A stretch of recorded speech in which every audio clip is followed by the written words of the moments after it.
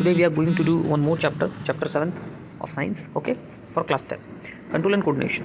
तो चैप्टर को शुरू करते हैं, okay, directly let's proceed to the chapter, and obviously you know what exactly how usually I take class, okay. So important things को मैं underline करता जाऊँगा, आपको बस ध्यान से इस लेक्चर को सुनना है और एक बार NCERT बुक को खुद से पढ़ना है, प्रीवियस ईयर क्वेश्चंस करने हैं, दैट्स ऑल. उसके अलावा आप उसको कुछ नहीं करना, आपका मार्क्स अपने आप आएगा ही आएगा, okay. But you have to be serious about this, okay. Seriously पढ़ाई करना है. कंट्रोल एंड कोऑर्डिनेशन में यहाँ कुछ इंपॉर्टेंट पॉइंट्स, ये इंपॉर्टेंट तो नहीं है फिलहाल, तो मैं इसे वैसे मैं डिलीट कर देता हूँ, अदरवाइज आप कंफ्यूज हो जाओगे क्योंकि मैंने ये समझाने के लिए अंडरलाइन किया हुआ था. तो चैप्टर स्टार्ट होता है इस बात से कि जब भी हम किसी भी चीज़ को देखते हैं कि वो मूव करता है तो हम सबसे पहले ये समझ जाते हैं कि वो सामने वाला चीज़ जो है वो लिविंग है. पर क्या वो मूव करना और क्या वो किसी भी तरह का मूवमेंट हो सकता है, वो प्लांट्स में भी मूवमेंट होते हैं, वो टाइम लेते हैं, एनिमल्स में मूवमेंट होते हैं, वो क्विक होते हैं, करेक्ट. तो किसी भी तरह का मूवमेंट होना क्या हमेशा ही वो लाइफ को सिग्निफाई करता है या हमेशा ही वो ग्रोथ सिग्निफाई करता है, राइट. क्या हमेशा मूवमेंट का मतलब जस्ट अ सेकेंड, कुछ इशू हो गया इसमें, सॉरी, ओके, नो प्रॉब्लम. क्या हमेशा मूवमेंट का मतलब ग्रोथ होता है क्या हमेशा ग्रोथ होता है? नहीं होता. आप देखते हो कि यहाँ पर वो एग्जांपल दिया भी हुआ है, आप देखते हो कि एक बिल्ली भागे जा रही है. क्या वो बिल्ली भाग रही है कुछ ना कुछ बिल्ली के ग्रोथ से रिलेटेड कोई बात है क्या? नहीं है. हो सकता है वो बिल्ली चूहे को देख के भाग रही हो, ठीक है. एक आप अगर बाई चांस किसी गर्म यूटेंसिल को छू लेते हो तो आप हाथ तुरंत पीछे करते हो, इसमें आपके ग्रोथ से रिलेटेड कोई बात है क्या? कोई रिलेटेड बात नहीं है. ये आप क्यों कर रहे हो? आप इसलिए कर रहे हो क्योंकि आपके इन्वायरमेंट में वो सारी चीज़ें हो रही हैं और आप उसके अकॉर्डिंग बिहेव कर रहे हो, उसके अकॉर्डिंग रेस्पॉन्स दे रहे हो, right. Yes, okay, correct. So we also think movement as an attempt by living organisms to use changes in their environment to their advantage. ठीक है, समझ में आ रहा है? जैसे प्लांट ग्रो करते हैं, पर क्या प्लांट हर जगह ग्रो करते हैं? नहीं. जहाँ से सूर्य की रोशनी आती है, जहाँ से सनशाइन आता है, वो उस तरफ ग्रो करते हैं. अगर तुम प्लांट को एक डार्क रूम में रख दो और एक विंडो ओपन कर दो, प्लांट का मुंह जो है, प्लांट का ग्रोथ जो है वो विंडो की तरफ होगा, राइट. ओके. बफलोज च्यू करते हैं या काउस च्यू करते हैं कर्ड को, उसके पीछे भी तो कोई कारण है. आपको भूख लगती है, आप खाना खाते हो, उसके पीछे भी तो कोई रीज़न है. यानी आप कुछ ना कुछ हमेशा किसी ना किसी कारण की वजह से ही कुछ ना कुछ करते हो, ओके. यानी आप किसी एक पर्टिकुलर चीज़ की तरफ रेस्पॉन्स देते हो, रेस्पॉन्ड करते हो, राइट. इस पूरे चैप्टर में हम उसी चीज़ के बारे में पढ़ेंगे क्योंकि एक प्रॉपर सिस्टम है, ठीक है, जो इन सब चीज़ों को हैंडल करता है, okay. So each kind of a change in environment evokes an appropriate movement in response. समझ में आ रही है बात? कोई भी चीज़ अगर हमारे इन्वायरमेंट में होता है तो वो एक मूवमेंट लाता है हमारे शरीर में, ठीक है. ये सिर्फ मैं अपनी बात भी नहीं कर रहा हूँ, बाकी ऑर्गेनिजम्स की भी बात कर रहा हूँ, ठीक है. तो इस तरह के जो कंट्रोल्ड मूवमेंट है, आप ये कंट्रोल्ड मूवमेंट क्यों बोल रहे हो, मैं बताता हूँ आपको क्यों लिखा हुआ है. फॉर एग्जाम्पल,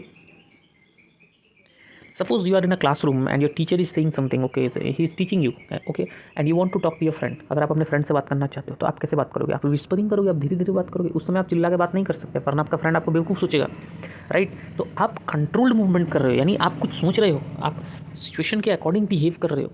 तो उसके लिए एक प्रॉपर सिस्टम भी तो होना चाहिए शरीर में, ओके. उन्हीं सिस्टम के बारे में हम पढ़ेंगे. और वो सिस्टम क्या है? वो सिस्टम है nervous system. Okay, so in animals, so nervous system is that system which controls and coordinates all these movements, right. अभी तो ये चैप्टर का नाम है ना, control and coordination.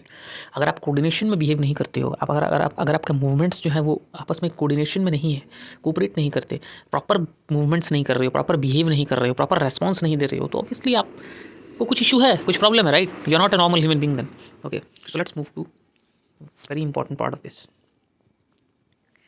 So suppose a dangerous situation came in front of you, ठीक है. अचानक से आपके सामने एक डेंजरस सिचुएशन आ गया. मान लेते हैं कि आप अचानक से रोड के बीच में खड़े हो और सामने से एक ट्रक आ रहा है. आप क्या करोगे? You have to detect the situation and you have to respond it accordingly, okay. Okay, तो हर चीज़ को डिटेक्ट कौन करेगा? हर चीज़ को डिटेक्ट करेगा हमारे सेंस ऑर्गन्स, ओके. और हमारे सेंस ऑर्गन्स अगर हैं भी, चलो ठीक है, हमारे सेंस ऑर्गन्स हैं, वो डिटेक्ट करें, पर वो डिटेक्ट करेंगे क्या? Okay, so all information from our environment is detected by the specialist tips of some nerve cells. What are the tips of those nerve cells? ये जो डेंड्राइट देख रहे हो ना, सबसे पहले तो मैं ये बता दूँ ये नर्व सेल है, ठीक है। और ये जो डेंड्राइट है ये रिसेप्टर्स में कनेक्टेड होते हैं जो कि इन्फॉर्मेशन को डिटेक्ट करते हैं कि भाई हमें क्या करना है, हमें फ्लाइट करना है कि हमें फाइट करना है। ये दो चीज़ें याद रखोगे, फ्लाइट और फाइट। आप उस सिचुएशन में भागना चाहते हो या लड़ना चाहते हो, वो डिटेक्ट कौन करेगा, वो डिटेक्ट ये रिसेप्टर्स करेंगे। ये रिसेप्टर्स तो खैर मैसेजेस आपके लिए जाएंगे और फाइनली ये मैसेजेस ब्रेन को देंगे और ब्रेन सोचेगा इस बारे में। ठीक है। और ये फ्रैक्शन ऑफ सेकंड में होता है ये सारी चीज़ें। अदरवाइज पता चला आप खड़ी रह गए, सामने से गाड़ी आया और ठोकते हुए निकल गया, आपको आप सोचते रह गए कि भैया मैं तो सोच रहा हूँ अभी क्या रिस्पॉन्स देना है क्या नहीं। ठीक है, तो उसमें तो सोचते रह जाओगे। करेक्ट है। ओके। सो जो भी हमारे सेंस ऑर्गन्स होते हैं, चाहे वो नोज़ हो, टंग हो, स्किन हो, आई हो, ईयर हो, वो सब से रिसेप्टर्स कनेक्टेड होते हैं और वो ही सारा इन्फॉर्मेशन गैदर करते हैं और उसमें क्या रिस्पॉन्स देना चाहिए वो भी वो सोचते हैं। Okay, so there are basically two types of receptors that gustatory receptors. वो क्या प्रोनाउंस करते हैं, आप क्या प्रोनाउंस कर रहे हो, आपके टीचर के प्रोनाउंस कर रहे हैं, दैट्स अनदर मैटर, बट मैं प्रोनाउंस कर रहा हूँ। गस्टैटरी रिसेप्टर्स जो हैं वो टेस्ट को डिटेक्ट करते हैं और ऑल्फैक्टरी रिसेप्टर्स जो हैं वो स्मेल को डिटेक्ट करते हैं। राइट, समझ में आ रही है बात। बहुत ज़्यादा डिटेलिंग में मैं नहीं जा रहा हूँ वरना बहुत सारी कहानियाँ हैं इसके पीछे, इतना लंबा हम ज़बरदस्ती का चैप्टर को ड्रैग नहीं करेंगे।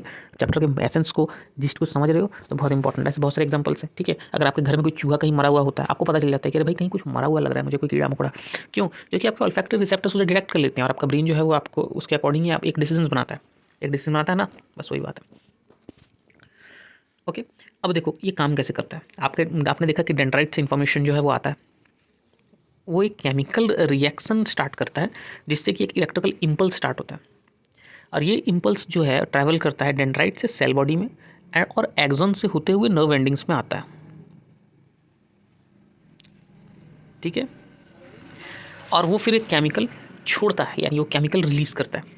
ठीक है, और वो केमिकल्स क्या करेगा, वो केमिकल्स गैप को या सिनेप्सिस को पास करता हुआ नेक्स्ट न्यूरॉन में चला जाएगा।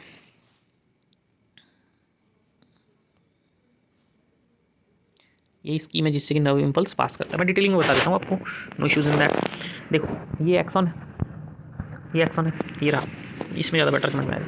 तो ये क्या होते हैं कि ये एक्सॉन से होते हुए सेल बॉडी के थ्रू एक्सॉन से होते हुए नर्व एंडिंग्स में आते हैं। यहाँ से वो केमिकल रिएक्शन करते हैं और वो जंप करते हैं उस गैप को। बोलोगे सर कहाँ है गैप? ये गैप दिख रहा है ना आप लोगों को, ये गैप को वो क्रॉस कर देते हैं। ठीक है, यानी हम बेसिकली हमारा जो एक्शन है, ठीक है, वो मसल फाइबर से होता हुआ, ये मसल फाइबर है, ये एक्सन है। Neuromuscular junction, what is neuromuscular junction? जो न्यूरॉन्स और मसल्स के बीच में जो जोड़ है ना, जंक्शन है, उसको न्यूरोमस्कुलर जंक्शन कहते हैं। ये क्या करेंगे, उन इलेक्ट्रिकल इम्पल्सेस को सीधा कैपिलरीज में छोड़ देंगे, या आप ये कह सकते हो, देखो खून से, ब्लड से इलेक्ट्रिकल इम्पल्स तो नहीं जाएगा ना, तो वो इलेक्ट्रिकल इम्पल्स क्या होगा, कन्वर्ट होगा केमिकल में और वो केमिकल ब्लड से पास करेगा।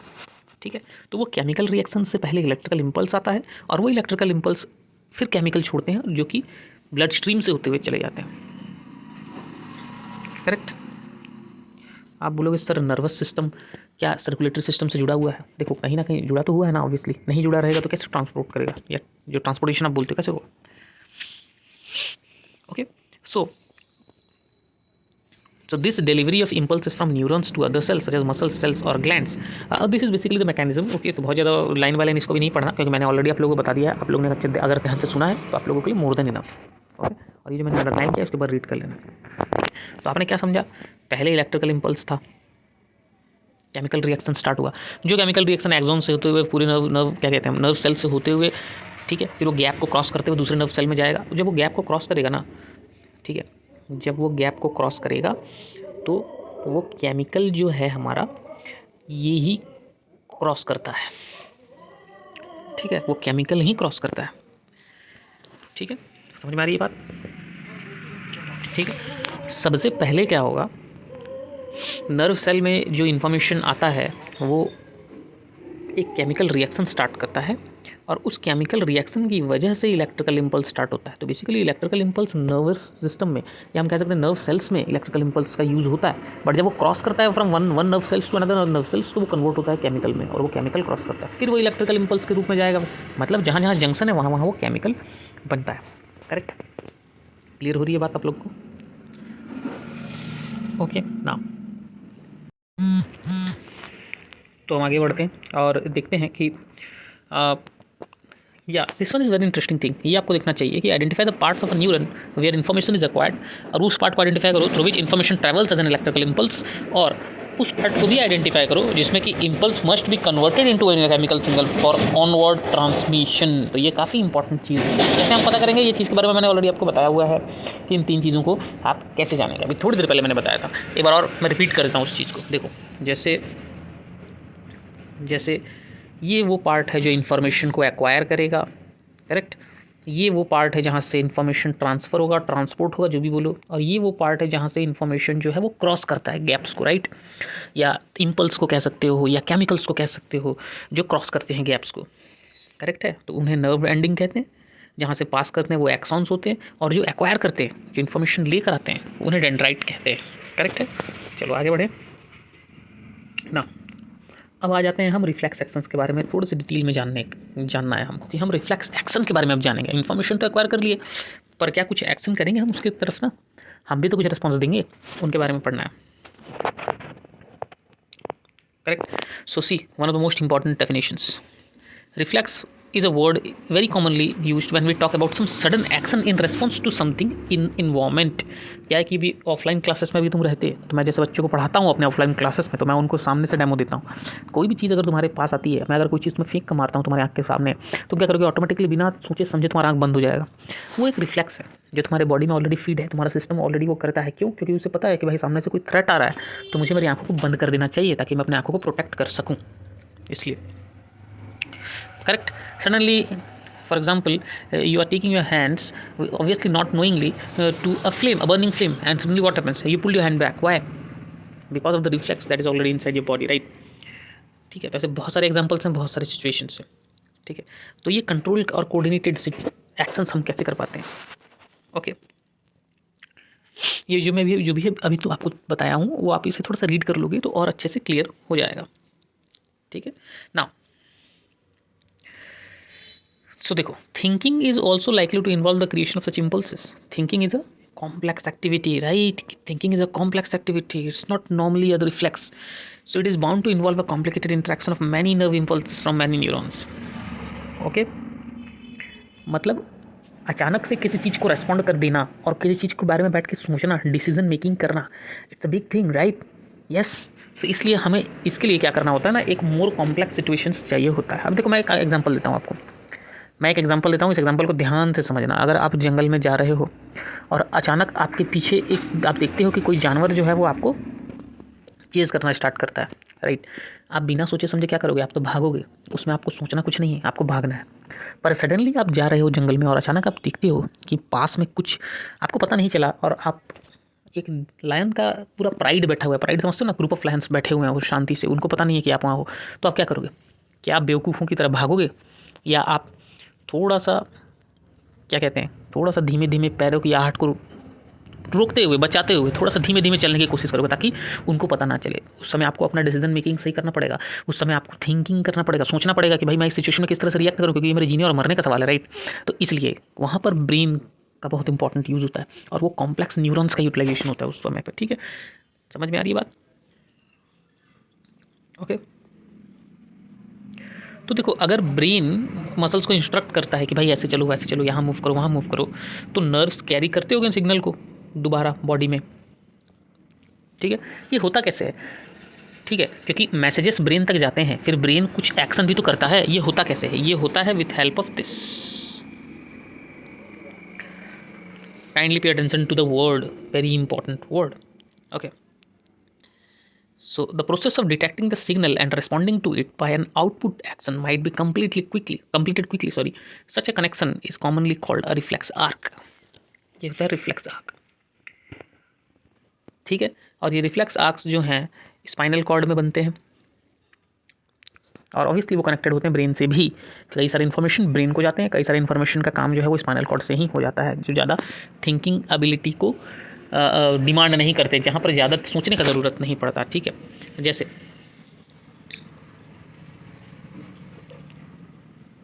और it will more better if I show you like this, okay. जैसे कि ये रहे आपके रिसेप्टर्स हैं यहाँ पर, ठीक है? इन रिसेप्टर्स में ऑब्वियसली कोई सेंस ऑर्गन जुड़ा हुआ होता है जिनसे रिसेप्टर्स लगे होते हैं। मैंने ऑलरेडी चैप्टर की स्टार्टिंग में आप लोगों को बताया था। तो यहाँ से आपको अगर पता चलेगा कि भाई हीट है, यहाँ पेन है, यहाँ तकलीफ है हाथों को, ये गर्म यूटेंसिल है, ठीक है, तो ये मैसेज जो जाएगा ये नर्व्स से होते हुए, और उन न्यूरॉन्स को कहते हैं सेंसरी न्यूरॉन्स। ये सेंसरी न्यूरॉन्स ये मैसेज लेकर जाएंगे स्पाइनल कॉर्ड तक, ठीक है। स्पाइनल कॉर्ड क्या करेगा कि मोटर न्यूरॉन के थ्रू वो एक्शन करेगा। एक्शन किन को देगा? मसल्स को देगा, क्योंकि मसल ही तो एक्ट करेंगे ना, तो उनको इफेक्टर भी कहते हैं। और यहाँ पर जो मोटर न्यूरॉन है वहाँ से एक्शन होता है, वो जवाब लेकर आते हैं स्पाइनल कॉर्ड या ब्रेन से कि भाई क्या करना है। सेंसरी न्यूरॉन जो है वो इन्फॉर्मेशन लेकर जाते हैं, ठीक है, डिटेक्ट करते हैं। यहाँ पर आप देख रहे होगे एक रिले न्यूरॉन जो होता है स्पाइनल कॉर्ड में, वो इंटरेक्शन होता है या तो हम कह सकते हैं कि सेंसरी और मोटर न्यूरॉन जहाँ पर मिलते हैं उसे रिले न्यूरॉन कहा जाता है। ये आपको ध्यान रखना है, ठीक है। तो ये एक आर्क बनाते हैं, एक तरफ से जाता है इन्फॉर्मेशन, दूसरी तरफ से इन्फॉर्मेशन आता है, करेक्ट है? समझ पा रहे हो बात? इसे ही रिफ्लेक्स आर्क कहा जाता है। और कई बार क्या होता है कि कुछ चीज़ें बहुत ही ज़्यादा डीप थिंकिंग को डिमांड करती हैं कि भाई ज़्यादा सोचना ज़रूरी है उस टॉपिक पे, तो वो ब्रेन तक भी जाता है, मैसेजेस टू ब्रेन भी जाते हैं, correct? I hope now the things are quite clear. अब आ जाते हैं हम ह्यूमन ब्रेन में। Now this part is clear, I hope. तो मैं उतने देर से आप लोगों को बोल रहा था कि जो थिंकिंग होता है वो मोर कॉम्प्लेक्स मैकेनिज्म्स को डिमांड करता है, या बेसिकली बहुत सारी कॉम्प्लेक्स चीज़ें होती हैं थिंकिंग में, और वो सारी थिंकिंग जो डीप थिंकिंग होती है, ज़्यादा सोचना, डिसीजन मेकिंग करना, सारी चीज़ें होती हैं ब्रेन में होती हैं, ओके, करेक्ट। यहाँ पर देखो बहुत ही प्रिसाइज तरीके से, तो नहीं क्या कह सकते हैं हम उसको, कि ये ओवरऑल दिया हुआ है, बहुत ही ज़्यादा डिटेलिंग में घुसा नहीं हुआ है, ठीक है। तो हम उसी हिसाब से करते हैं। देखो नर्वस सिस्टम ना दो तरीके के होते हैं, एक होते हैं CNS जिन्हें कहा जाता है सेंट्रल नर्वस सिस्टम, एक होते हैं PNS जिन्हें कहा जाता है पेरिफेरल नर्वस सिस्टम, करेक्ट। अब मैं आपको यहाँ अंडरलाइन करके कुछ चीज़ें बता देता हूँ। Communication between central nervous system and other parts of body is facilitated by the peripheral nervous system consisting of cranial nerves arising from the brain and spinal nerves arising from the spinal cord. तो बहुत कुछ hard कोई चीज़ नहीं है। Central nervous system में जो भी हमारा चीज़ होगा, यानी कि सेंट्रल नर्वस सिस्टम में आने वाली जो भी चीज़ें हैं, ज़्यादातर आते हैं ब्रेन और स्पाइनल कॉर्ड, वो अगर बाकी बॉडी से रिएक्ट करना चाहते हैं, आउटर बॉडी से इंटरेक्ट करना चाहते हैं, तो वो पेरिफेरल नर्वस सिस्टम के थ्रू इंटरेक्ट करेंगे, ठीक है, ठीक है। जो भी नर्व्स ब्रेन से होकर निकलते हैं उन्हें क्रेनियल नर्व्स कहा जाता है, और जो भी नर्व्स स्पाइनल कॉर्ड से निकलते हैं उन्हें स्पाइनल नर्व्स कहा जाता है। I hope things are clear now, okay. और ब्रेन के 3 पार्ट होते हैं, यहाँ पर शायद क्लियरली विजिबल होगा। देखो 3 पार्ट हैं, कौन कौन से हैं? फोर ब्रेन, सामने वाला हिस्सा जो है, ठीक है, मिड ब्रेन, ये बीच वाला ब्रेन का हिस्सा है, और एक हाइंड ब्रेन होता है, कई लोग इसे हिंड ब्रेन कहते हैं, कई लोग इसे हाइंड ब्रेन कहते हैं, ये पीछे वाला हिस्सा, ठीक है, क्लियर है? अब इनके बारे में हम पढ़ेंगे अभी, ओके। चलो फिर सुना। The forebrain is the main thinking part of the brain. It has regions which receive sensory impulses from various receptors. तो मेन सोचने वाला पार्ट जो है ना वो फोरब्रेन है। ये याद रखने वाली चीज़ है, मैं अंडरलाइन कर रहा हूँ इसलिए ही, ताकि आप इसे याद रखो, और हो सके तो इसे लिख कर आप नोट्स बना लो। अगर नोट्स नहीं बनाना चाहते हो, बोलोगे सर समय नहीं है, 1 महीना तो बचा है एग्जाम को, हाँ तो भाई बुक में अंडरलाइन करो, पढ़ो, ठीक है, ओके। तो इस ब्रेन के इस पार्ट में सेपरेट एरियाज बनाए गए हैं, हियरिंग के लिए, स्मेल के लिए, साइट के लिए, देखने के लिए, राइट, और बहुत सारी चीज़ों के लिए, ओके। चलो आगे बढ़ते हैं। Based on all this, a decision is made about how to respond and the information is passed on to the motor areas which control the movement of voluntary muscles, ठीक है। तो ये जो आपको जितने सेंस ऑर्गन्स होते हैं, ये सारे सेंस ऑर्गन्स के इन्फॉर्मेशन जो है वो फोरब्रेन में जाते हैं। उनके बेसिस पे ये डिसाइड किया जाता है कि भाई हमको क्या करना है, क्या रिस्पॉन्ड करना है, हमको आइदर फाइट करना है कि फ्लाइट करना है, भागना है कि उस सिचुएशन से लड़ना है, ठीक है।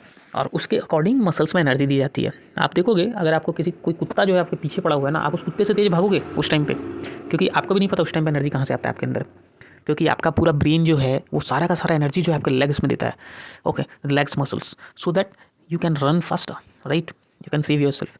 But after that you realise that okay how actually I run so fast, okay, ऐसा होता है, करेक्ट है। तो ये तो चीज़ें हो गई जो इन्वायरमेंट के अकॉर्डिंग, सिचुएशनल चेंजेस की वजह से होती हैं। कुछ चीज़ें होती हैं जो बॉडी में फीड होती हैं, जो सिचुएशंस के अकॉर्डिंग नहीं होती, राइट। जैसे इसमें एक एग्जांपल दिया हुआ है, बेटर ये रहेगा कि जब हम उसको डिस्कस करें तो करेंगे उसको। दिस पार्ट, हमारे मुंह में पानी आता है जब हम खाने को देखते हैं, हम ना चाहते हुए भी वैसा करते हैं, ठीक है। एक और मैं बताता हूँ, एक और एग्जांपल है। जैसे कि हमको खाना खाते खाते जब हमारा पेट भर जाता है तो हमको अंदर से एक सेंसेशन आता है कि नहीं भाई हो गया, अब और नहीं खाना है। हमारा बॉडी मैसेज देता है कि नहीं हो गया, काम खत्म। ठीक है, तो ये चीज़ें फोरब्रेन में नहीं होती। ठीक है, ये चीज़ें फोरब्रेन में नहीं होती। ठीक है, कब सांस लेना है, खाना पचाना है, कब सांस लेना है, ये सब चीज़ें फोरब्रेन में नहीं होती। फोरब्रेन इन्वायरमेंट के अकॉर्डिंग रिएक्ट करने के लिए हमको हेल्प करता है। ठीक है, समझ में आ रही है बात। तो ये जो एक्शंस होते हैं जिनमें हमारा कंट्रोल खास कुछ होता है नहीं, उन एक्शंस को कंट्रोल करते हैं मिड ब्रेन और हाइंड ब्रेन या हिंड ब्रेन। ठीक है, चाहे वो मुंह में सैलिवेशन होना है, ब्लड प्रेशर को कंट्रोल करना है, चाहे वॉमिटिंग है, कुछ भी, इनको पर्टिकुलरली हैंड ब्रेन कंट्रोल करते हैं इन सारी चीज़ों को जो अभी मैं बता रहा हूँ। ठीक है, एक पार्ट है मेड्यूला, यहाँ पर आप देख सकते हो ये मेड्यूला, ये कंट्रोल करता है मेजर बॉडी के जो चीज़ें होती हैं, जैसे ब्लड प्रेशर, डाइजेशन, यहाँ तक कि क्या कहते हैं हम उसको, यस, इस तरह की चीज़ें को, ब्लड प्रेशर हो गया आपका, ब्लड शुगर लेवल कंट्रोल में रखना, हार्ट बीट के रिदम को कंट्रोल में रखना, ऐसी ऐसी चीज़ों को। ठीक है ना, अब हम बात करते हैं बैलेंसिंग की बेसिकली। ठीक है, बैलेंसिंग, आप जब बैलेंसिंग बना के रहते हो, अभी भी अगर आप बैठ कर वीडियो देख रहे हो या लेट कर वीडियो देख रहे हो, जो भी है, आपका सर स्थिर है, राइट, आपको डिजीनेस नहीं फील हो रहा, आप बैलेंस बना कर रखे हुए हो। तो ये बैलेंस बना के रखने में कौन हेल्प करता है? Walking in a straight line, riding a bicycle, picking up a pencil. ठीक है, तो ये सारी चीज़ें के लिए कौन करता है? हिंड ब्रेन का एक पार्ट है जिसको कहते हैं सेरेबेलम, वो हेल्प करता है। तुम बोलोगे सर ये तो बहुत छोटी छोटी चीज़ें हैं, सबका तो वैसे ही होता है। नहीं होता। अगर आपको कभी, मतलब होप सो कि ऐसा कभी ना हो, बट अगर आपको इम्बैलेंस हो जाएगा ना सेरेबेलम में कुछ, या किसी तरीके से आपका ब्रेन जो है वो बैलेंस में नहीं है, उस टाइम पे आप बैठ नहीं सकोगे सही तरीके से, आपको उल्टियाँ आएंगी, चक्कर आएंगे, आप सही तरीके से अपना पोस्चर तक मेंटेन नहीं कर पाओगे। That's the importance of this मतलब means brain and parts of brain. Okay, that's is very very important. ठीक है, तो ये पोस्चर और बैलेंस बनाने के लिए बहुत हेल्प करते हैं ना। अब ब्रेन इतना डेलिकेट ऑर्गन है तो इसको प्रोटेक्ट कैसे करते हैं? ठीक है, ब्रेन जो होता है वो एक बोनी बॉक्स में, एक हड्डियों का ढांचा जैसा एक बक्सा होता है, उसके अंदर बंद रहता है। ठीक है, बॉक्स के अंदर brain is content in A fluid filled balloon which provides further shock absorption. यानी उस बॉक्स के अंदर, यहाँ मैं दिखा देता हूँ, ये है फ्लूइड से भरा हुआ एक लेयर है जो कि शॉक को एब्जॉर्ब करता है और हेल्प करता है ब्रेन को प्रोटेक्ट करने में। करेक्ट है, ठीक है। और अगर आप अपने पीठ के पीछे छुओ सेंटर में, तो आपको वर्टेब्रल कॉलम दिखाई देगा, राइट। कई बच्चे इसमें कंफ्यूज होते हैं, वर्टेब्रल कॉलम दिखाई देगा और या बैकबोन दिखाई देगा। देखो, वर्टेब्रल कॉलम और बैकबोन दो अलग अलग चीज़ें हैं, वो एक नहीं है, ठीक है। Vertebral sorry vertebral column, backbone दोनों एक ही चीज़ें हैं, बट वर्टेब्रल कॉलम को कई बार बच्चे जो हैं वो कंफ्यूज हो जाते हैं, उसे ही स्पाइनल कॉर्ड समझ लेते हैं। स्पाइनल कॉर्ड जो होता है ना, वो तारों का गुच्छा की तरह होता है, नर्व्स का एक गुच्छा होता है जो कि स्पाइनल कॉर्ड के वर्टेब्रल कॉलम के अंदर होता है या बैकबोन के अंदर होता है। तो उनको एक समझने की गलती मत करना, क्योंकि मैं जब छोटा था मेरे साथ कई सारे ऐसे बच्चे थे जो हम सब एक ही समझा करते थे, ठीक है। तो वो नहीं है, वर्टेब्रल कॉलम और backbone protects the spinal cord, they are not spinal cord basically. Okay then, तो अभी अब देखते हैं how does the nervous tissue cause action, कैसे एक्शन करता है। ओके, तो बेसिकली क्या है ना ये कि अगर हम बात करें कि ये रेस्पॉन्ड कैसे करता है, उसके बारे में मैं अभी आप लोगों को बताने वाला हूँ। लेट्स सॉल्व दिस क्वेश्चंस, ठीक है। इन क्वेश्चंस को करते हैं। अच्छा, उसके पहले हम ये करने वाले थे ना, how does the nervous tissue cause action. See देखो, क्या होता है कि हमारा ब्रेन या स्पाइनल कॉर्ड जब हमारे मसल्स को कुछ करने के लिए कहता है, तो हमारा मसल्स करेगा कैसे? तो मैं सिंपल चीज़ जो है वो डायरेक्ट इंपॉर्टेंट पॉइंट को अंडरलाइन करता हूँ। The answer lies in the chemistry of cellular components. Muscle cells have special proteins that change both their shape and their arrangement in the cell in response to nervous electrical impulses. ठीक है, कहने का ये मतलब, जब भी कोई electrical impulse आएगा जो उसे इंस्ट्रक्ट करेगा कि अपने शेप और साइज को चेंज करो, वो करते हैं। क्यों करते हैं? क्योंकि स्पेशल प्रोटीन्स होते हैं उनके अंदर जो उनको ये करने के लिए हेल्प करते हैं। उस टाइम पे वो चाहे तो शॉर्ट भी बन जाएंगे, चाहे तो लॉन्ग भी बन जाएंगे, ठीक है। तो वो कॉन्ट्रैक्शन, रिलैक्सेशन, ये स्पेशल प्रोटीन्स जो होते हैं उनके अंदर वो करते हैं। That's all. इस पूरे पैराग्राफ में यही है, आप आराम से रीड कर सकते हो। This is the only thing present है। Okay, now let's move. What is the difference between the reflex action and walking? देखो, ये क्वेश्चन भी बड़ा इंटरेस्टिंग क्वेश्चन है, क्योंकि एनसीईआरटी में तो इंपॉर्टेंट है ही। वॉकिंग एक नॉर्मल सा चीज़ है जो कि हम अपने वॉलंटरी एक्शन है, राइट। ये आप बेसिक डिफरेंस कह सकते हो कि walking is a voluntary action, we want to walk, that's why we are walking, that's all. पर रिफ्लेक्स एक्शन जो होता है वो हमसे पूछता नहीं है होने से पहले, तो it's purely involuntary, okay, and our body manages it, means what, reflex action हमारा बॉडी खुद मैनेज कर लेता है, वो हमसे पूछता नहीं है। अगर आप किसी गर्म चीज़ को छूते हो तो वो आपसे पूछेगा नहीं भैया मैं हाथ हटाऊँ पीछे कि नहीं हटाऊँ, तब तक तो हाथ जल जाएगा ना, तो वो तुरंत काम होता है उसमें, correct. What happens at the synapse between two neurons? Okay, so what exactly happens in between synapse between two neurons? जो कि मैंने ऑलरेडी आप लोगों को बताया था यहाँ पर, ये है ना synapse in between two neurons. This one I think, yes, yep, this one. So what exactly happens in synapse? See, so the chemicals cross the gaps or synapse. क्या होता है, ये भी मैंने थोड़ी देर पहले आपको बताया था कि जो इम्पल्स डेंड्राइट से स्टार्ट होता है, सेल बॉडी में जाता है और एक्सॉन में आता है हैंड में, इलेक्ट्रिकल इम्पल्स क्या करता है, कुछ केमिकल्स रिलीज करते हैं और वो केमिकल्स सिनेप्स को क्रॉस करता है और गैप को क्रॉस करते हुए जाता है। तो आपको एक्जैक्टली यही चीज़ लिखना है, आपको एक्जैक्टली मैंने जो अंडरलाइन किया है उसी चीज़ को लिखना है। तो these chemicals cross the gap और synapse, that's all.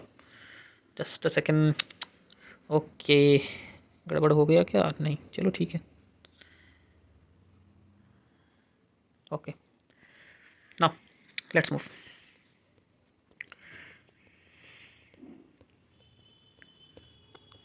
So which part of the brain maintains posture and equilibrium of the body. देखो भाई, इसका आंसर तो आप लोग को देना चाहिए। मैंने बताया था कि मिड ब्रेन और हाइंड ब्रेन होते हैं और उनमें भी सबसे ज़्यादा इंपॉर्टेंट कौन से होते हैं, सबसे ज़्यादा इंपॉर्टेंट होते हैं जो मिड ब्रेन होते हैं, वो पोस्चर बनाने में हेल्प करते हैं, ठीक है, और इक्विलिब्रियम बनाने में। How do we detect the smell of an agarbatti? Through our olfactory senses, right. हमारे पास दो सेंस ऑर्गन्स होते हैं ना, या दो तरह के सेंस होते हैं, याद आ रहा है, दो तरह के सेंस ऑर्गन्स होते हैं। इसलिए मैं कहता हूँ थोड़ा सा रीड करते रहो ताकि चैप्टर्स में आपको क्लियर कट आइडिया होता रहे कि एग्जैक्टली क्वेश्चन कहाँ से आएगा, ठीक है। Just a second, late me show you that will be better if you show it seat, okay. तो यहाँ पर कहीं दिया हुआ था वो olfactory receptors, see this one, मैं इसे हाईलाइट कर देता हूँ। गुस्टैटरी रिसेप्टर्स जो कि टेस्ट को डिटेक्ट करते हैं और ऑल्फैक्टरी रिसेप्टर्स स्मेल को डिटेक्ट करते हैं, ओके। तो आप लिख सकते हो due to olfactory receptors, okay. Now यहाँ डिफ्यूजन मत लिखना, कई बच्चे ऐसे करते हैं, देखो अगरबत्ती कर लिख के वो बोलते हैं कि भाई अगरबत्ती रूम में कैसे फैलता है तो इसमें डिफ्यूजन होता है, हम डिफ्यूजन लिख देंगे। नहीं, वो इस सेंस में क्वेश्चन नहीं पूछ रहा है, वो क्वेश्चन पूछ रहा है कि आप अगरबत्ती को आप कैसे स्मेल कर पाते हो, ठीक है ना। Now what is the role of brain in reflex action? तो इसमें आपको पूरा वो जो रिफ्लेक्स आर्क एक्सप्लेन कर दो एक तरीके से। और brain basically it's a more complex system, right. So where it is required to think about that particular situation, okay. आपको प्रॉब्लम सॉल्विंग एबिलिटी वहाँ शो करना है, आपको डिसीजन मेकिंग शो करना है, तो उस टाइम पे आपको ब्रेन का रोल इसमें आएगा। That you can write, no problem in that, okay. I believe in writing answers by learning the concept rather then mugging it up, okay. there's no needed that you should mug up the questions because you are learning science, right? That's why. Now let's move to coordination in plants now. अब देखो, animals का तो एक nervous system है, अपना control coordination वो अपना कर लेता है, पर प्लांट का क्या? जब भी हम किसी प्लांट को, एक एग्जांपल लेते हैं, छुई मुई, इसको कई लोग बोलते हैं टच मी नॉट इंग्लिश में, तो उन्हें जब हम छूते हैं तो क्या होता है, वो सिकुड़ जाते हैं पूरी तरीके से, ओके। तो इनका एक मूवमेंट है। एक प्लांट को अगर हम तुम मिट्टी के अंदर डालो, वो बीज धीरे धीरे सैपलिंग बनता है, प्लांट बनता है और धीरे धीरे मिट्टी से बाहर आता है, उसका एक मूवमेंट है, राइट। पर एक मूवमेंट जो है बहुत क्विक है और दूसरा मूवमेंट जो है वो क्विक नहीं है, वो आराम से अपना समय लेकर होता है, ठीक है।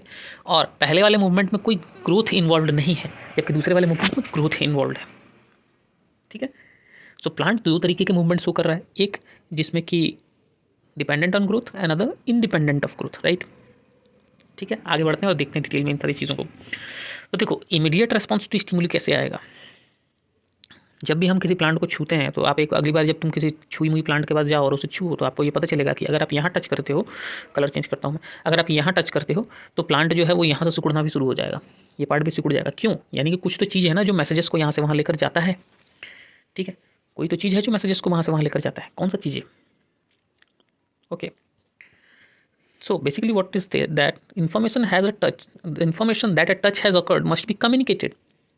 यानी प्लांट भी इलेक्ट्रिकल केमिकल मीन्स यूज़ करते हैं इन्फॉर्मेशन को ले जाने के लिए, पर इनमें कुछ स्पेशलाइज टिश्यू नहीं होते हैं जैसे हमारे पास होते हैं, okay.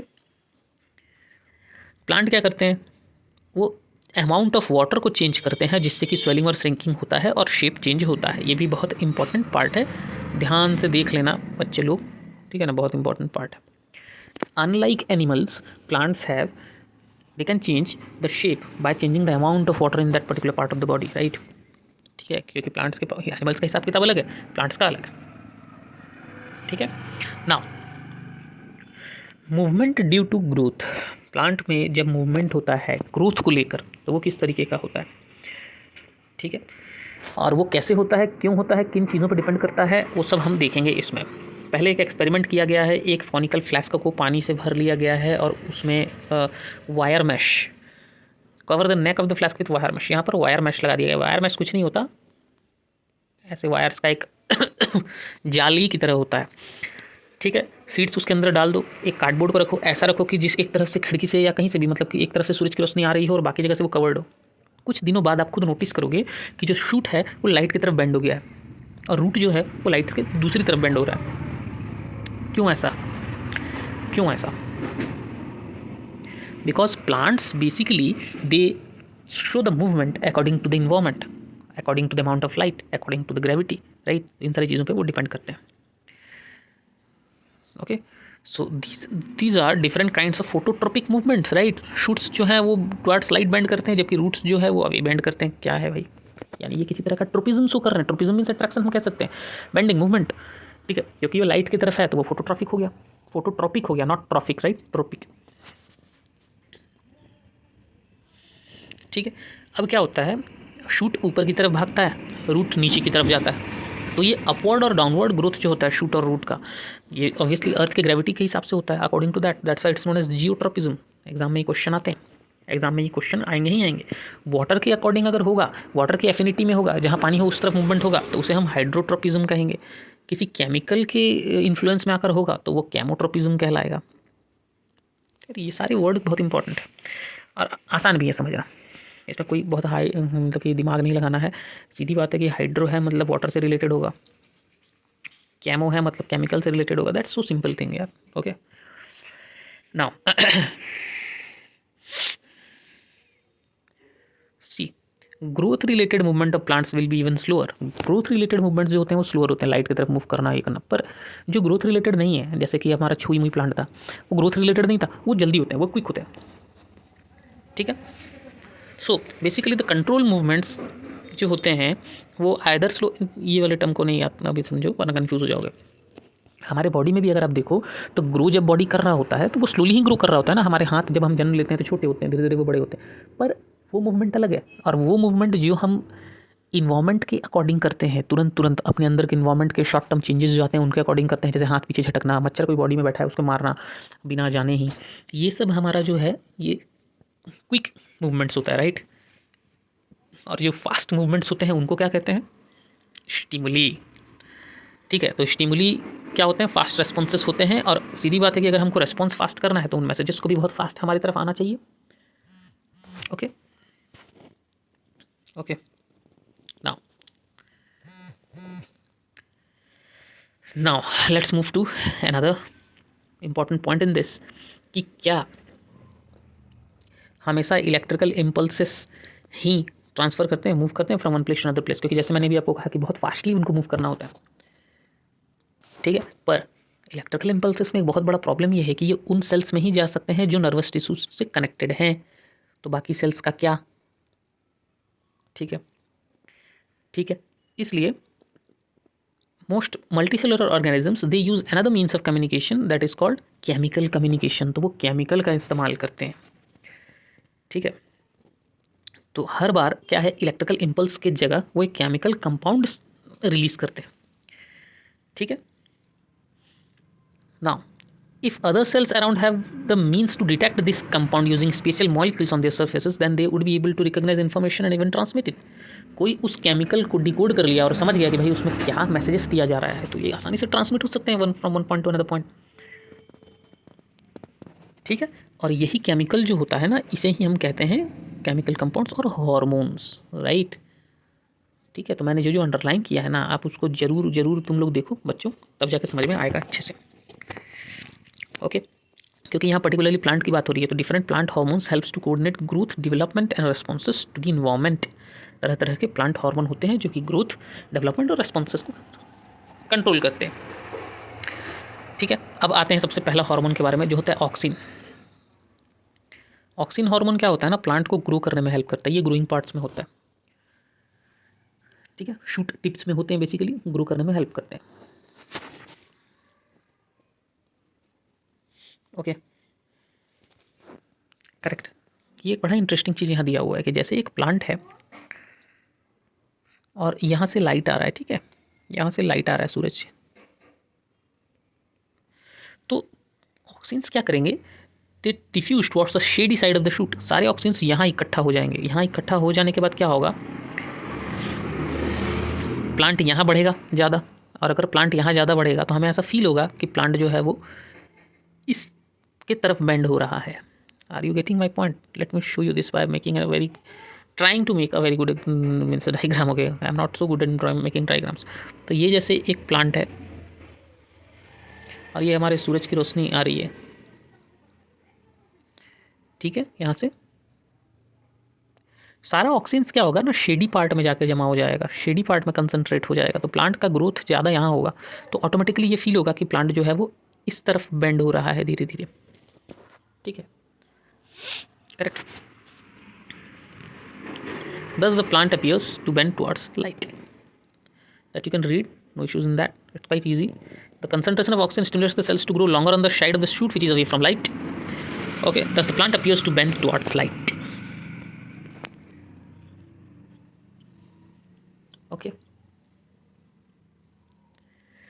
Now another example of plant hormone are gibberellins. What is gibberellin? ये स्टेम के ग्रोथ में हेल्प करता है। साइटोकिनिन्स सेल डिवीजन में हेल्प करता है, ठीक है।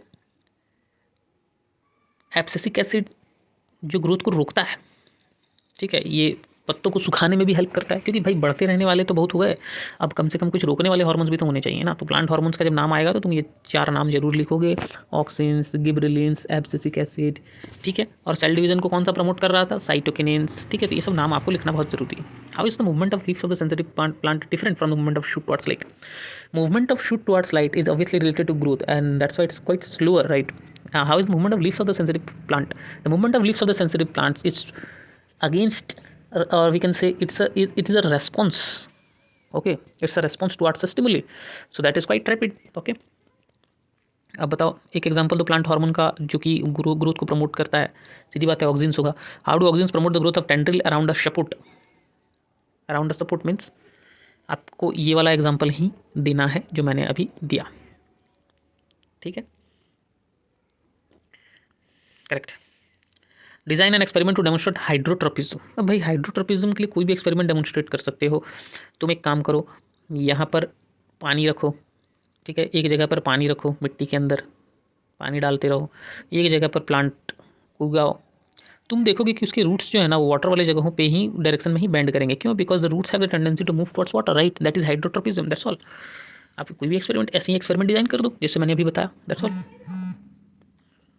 Now we'll move to the very important section of this chapter, that is hormones in animals, and I think this is one the last section, and after that we'll end this chapter. Okay, अब हम बात करेंगे hormones इन animals की।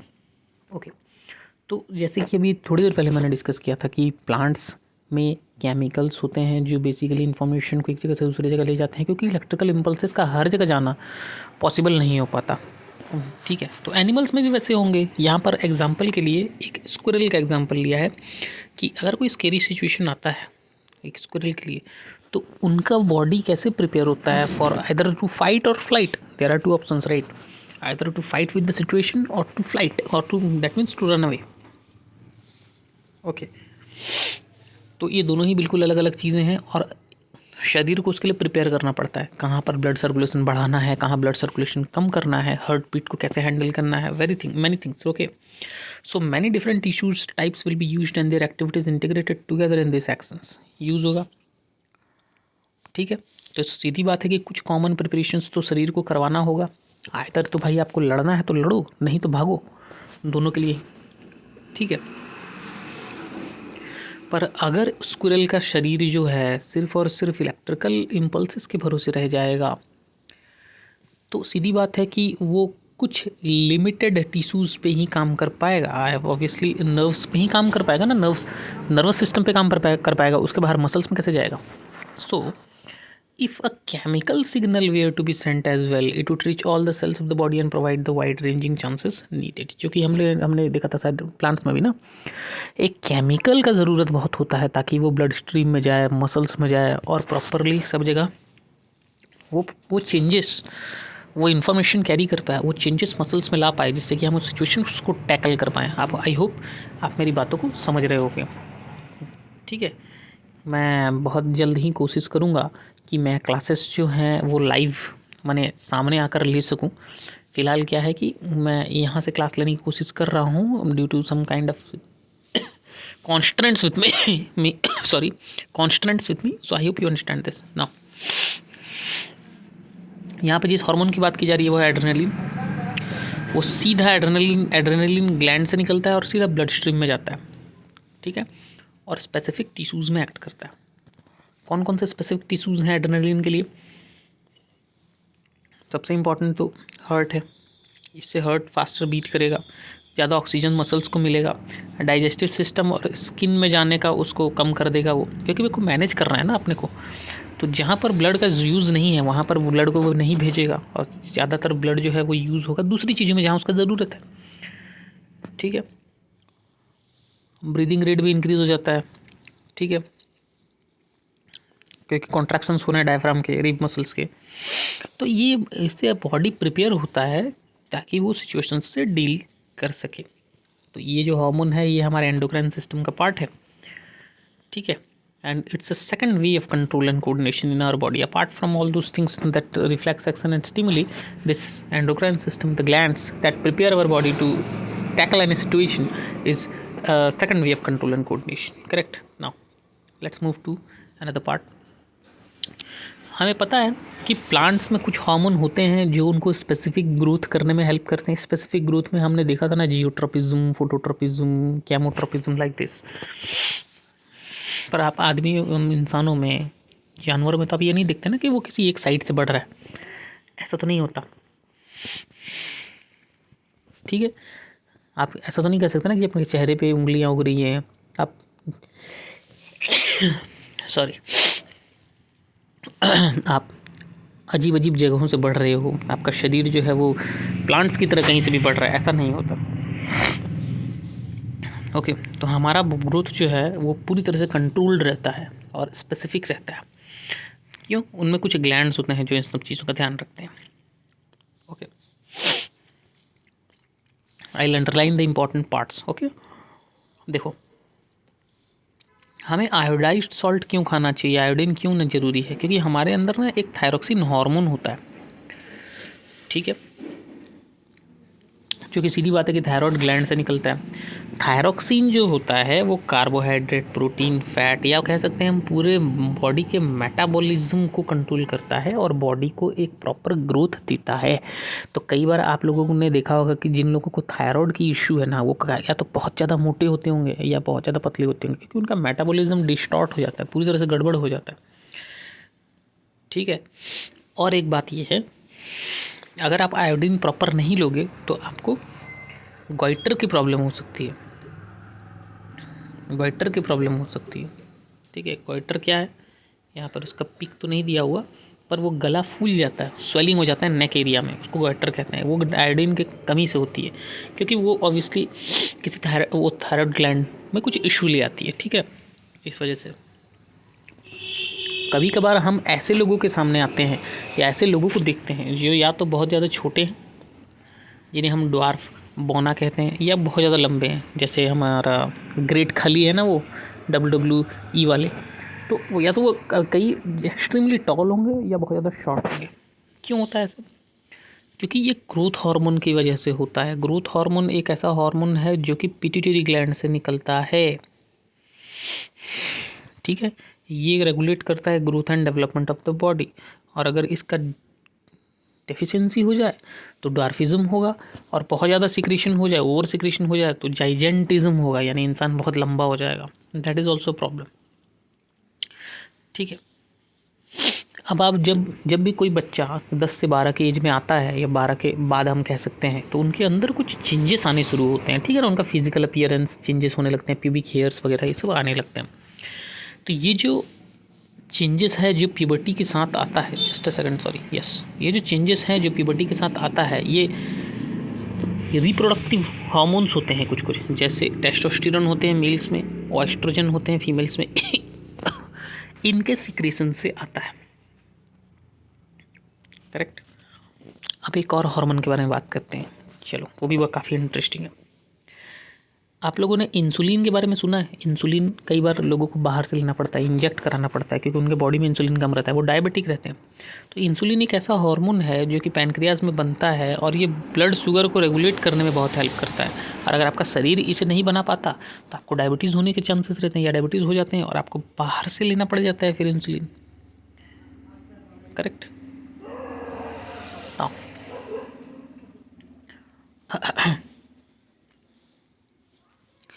देखो, hormones को ना एक proper timing में, प्रॉपर अमाउंट में निकलना चाहिए। वो सीक्रेट होते हैं एक प्रिसाइज अमाउंट में, ना ज़्यादा ना कम।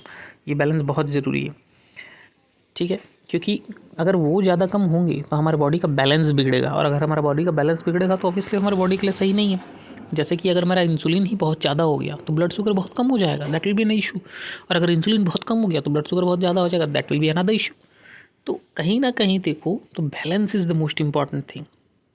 ठीक है, यहाँ आप देख सकते हो the most important hormones and the functions.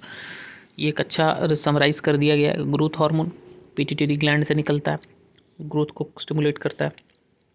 ठीक है, थायराइड ग्लैंड कहाँ से निकलता है? थायराइड ग्लैंड से कौन सा हार्मोन निकलता है? थायरोक्सिन। यहाँ आप लिख सकते हो। करेक्ट। इस तरह से आपको ये भरना है। इंसुलिन पैनक्रियास से निकलता है, ब्लड शुगर लेवल कंट्रोल करता है। टेस्टोस्टेरोन टेस्टिस से निकलता है, इसका क्या फंक्शन है? ये मेल की बॉडी में चेंजेस लाता है, right. Reproductive health, reproductive growth के लिए बहुत सही होता है। ओवरीज जो है वो एस्ट्रोजन से निकलती है, राइट। एस्ट्रोजन बताया था मैंने। Development of female sex organs, regulates menstrual cycle and all.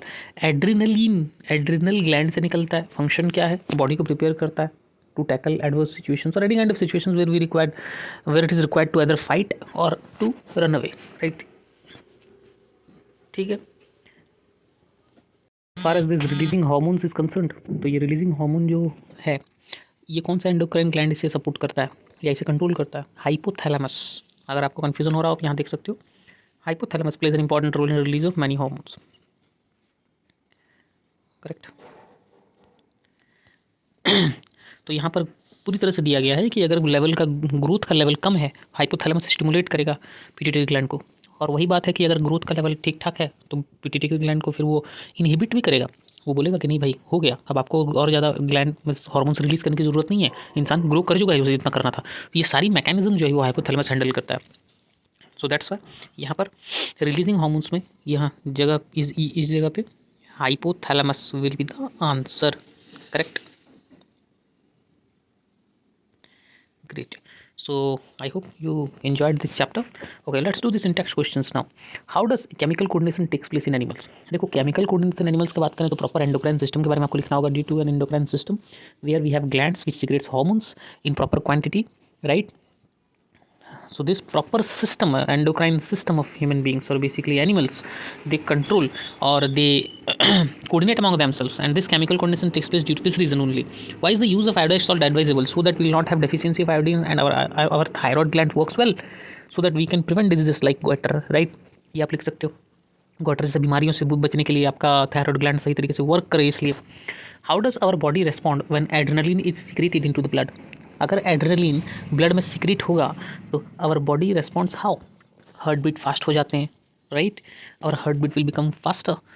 Okay, we will have more blood in those organs, in those tissues where it is required, right? Digestive system or skin, like these organs, they'll have less blood flow. Correct. So these are some changes that our body undergoes while secretion of adrenaline glands takes place. नहीं समझ में आ, या फिर और detailing answer चाहते हो तो direct वहाँ पर देख लो। ठीक है, सबसे ज़्यादा हार्ट पे ब्लड फ्लो होगा। दूसरा, डाइजेस्टिव सिस्टम स्किन ये is reduced due to the blood, I am talking about the blood to the digestive system and skin is reduced due to contraction of muscles around small arteries in this organs. तो आपको उतना नहीं ध्यान देना, आपको बस इतना ध्यान देना है कि जिन जगहों पे ज़रूरी है वहाँ ब्लड जाएगा, जिन जगहों पे नहीं वहाँ वो कम हो जाएगा। यानी blood of digestive system and skin is reduced in that particular part. Okay, breathing rate increase हो जाता है, करेक्ट, यानी हमारा बॉडी ओवरऑल रेडी हो जाता है to deal with the situation. So you can write that, no problem. Why are some patients of diabetes treated by giving injections of insulin? Very common and very interesting as well as very easy answer. Question first of all, insulin ही एक ऐसा hormone है जो कि diabetes को treat कर सकता है, यानी ब्लड शुगर लेवल को कंट्रोल में लाने के लिए वो हेल्प करता है।